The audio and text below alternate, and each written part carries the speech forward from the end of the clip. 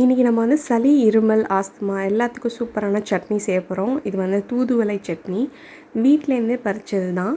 இதில் வந்து ஆயில் போட்டு உளுத்தம்பருப்பு 1 டேபிள் ஸ்பூன், ஒரு 1/2 டீஸ்பூன் அளவுக்கு கடலைப்பருப்பு, புளி கொஞ்சமாக, காரத்துக்கு தகுந்தாப்பில் வரமிளகா, அதுக்கப்புறம் ஒரு 4-5 பல் பூண்டு, இது எல்லாத்தையும் போட்டு நல்லா பொன்னிறமாகிற வரைக்கும் வறுக்கணும். வறுத்தோன்னே நம்ம வாஷ் பண்ணி முள்ளெல்லாம் க்ளீன் பண்ணி வச்சுருக்கிற தூதுவளை கீரையை சேர்த்துட்டு, அதில் வந்து ஒரு 1/4 மூடி துருவின தேங்காயும் சேர்த்து, இதில் உப்பு போட்டு மிக்சியில் அரைக்க வேண்டியதான்.